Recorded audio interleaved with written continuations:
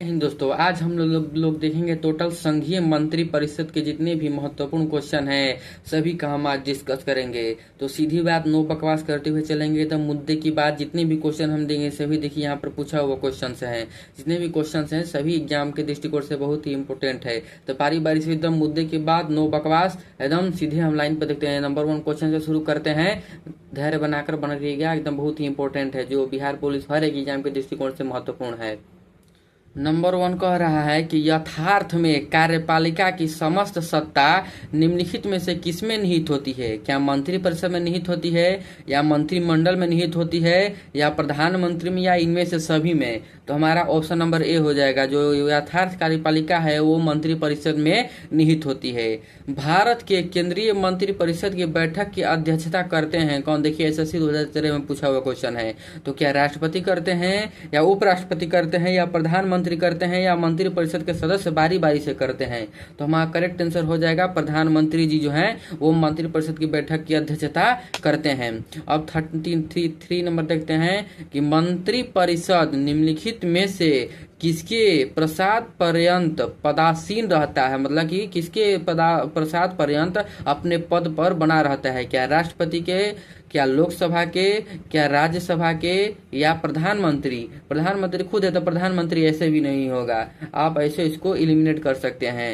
राज्यसभा के हैं तो राज्यसभा भी ऐसे एलिमिनेट हो सकता है। तो लोकसभा, जो लोकसभा है, लोकसभा में जितने मंत्री हैं, मंत्रिपरिषद हैं, मंत्रिपरिषद के प्रसाद पर्यंत प्रधानमंत्री अपने पद पर बने रहते हैं। अब 4 नंबर देखते हैं, कौन व्यक्ति मंत्रिपरिषद का सदस्य हो सकता है? तो ऑप्शन नंबर ए है, लोकसभा का सदस्य होना चाहिए, राज्यसभा का सदस्य हो, या संसद का सदस्य हो, या कोई भी व्यक्ति। कौन सा है? तो ऑप्शन नंबर हमारा करेक्ट आंसर हो जाएगा, संसद का सदस्य होना चाहिए। लोकसभा का सदस्य नहीं होना चाहिए, ना राज्यसभा का सदस्य होना चाहिए, केवल संसद का सदस्य होना चाहिए, तो वह व्यक्ति प्रधानमंत्री बन सकता है। 5 नंबर है, क्या राज्यसभा में मनोनीत व्यक्ति मंत्रिपरिषद का सदस्य बन सकता है? हाँ, नहीं, यदि वह पूर्व में निर्वाचित सांसद रहा हो या कुछ प्रतिबंधों के साथ। तो एकदम सिंपल सा व्यक्ति है।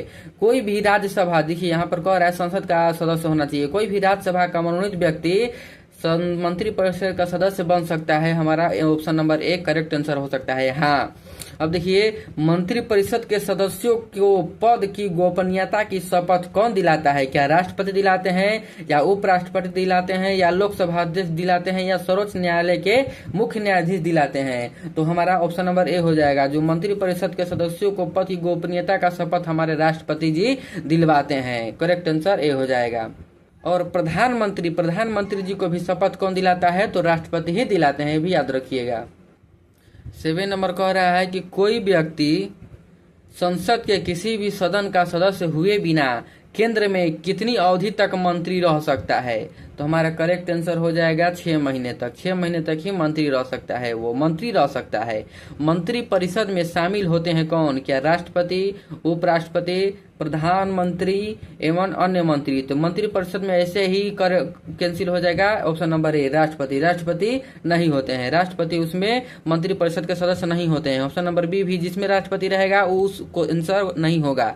अब देखिए यहाँ पर ऑप्शन नंबर प्रधानमंत्री एवं अन्य मंत्री, ये भी हो सकता है, लेकिन उपराष्ट्रपति, प्रधानमंत्री एवं अन्य मंत्री, उपराष्ट्रपति छोड़ दिया इसमें, तो एकदम correct answer option number C हो जाएगा। उपराष्ट्रपति, प्रधानमंत्री और अन्य मंत्री, मतलब राष्ट्रपति को छोड़कर मंत्रिपरिषद में तीनों ये शामिल होते हैं।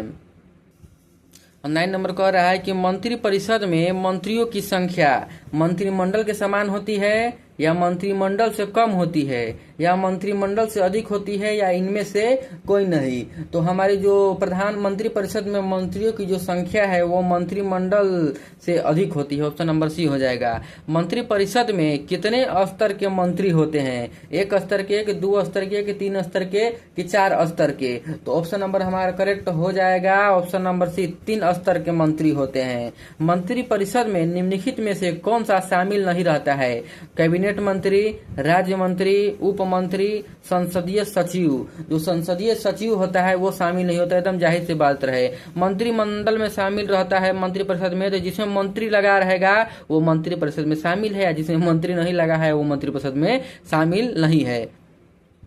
अब यहाँ देखिए, मंत्री परिषद में वरीयता के दृष्टि से मंत्रियों का सही क्रम चुनना है। कैबिनेट मंत्री है पर नंबर 1 पर, कि राज्य मंत्री है कि उप मंत्री है।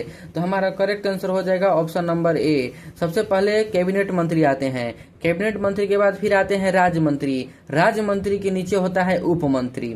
अब देखिए 30 नंबर, मंत्री परिषद व्यक्तिगत रूप से उत्तरदायी होता है किसका? तो क्या राष्ट्रपति के प्रति, कि प्रधानमंत्री के प्रति, कि संसद के प्रति, कि लोकसभा अध्यक्ष के प्रति? तो हमारा जो राष्ट्रपति के प्रति जो होता है मंत्री परिषद व्यक्तिगत रूप से उत्तरदायी होता है, मतलब कि उनके ऊपर निर्भर रहता है।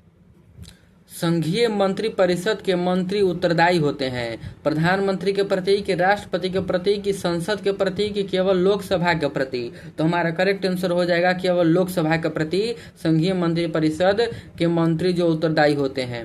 भारत में किसी भी सदन का सदस्य हुए बिना कोई व्यक्ति कब तक मंत्री पद पर आसीन रह सकता है?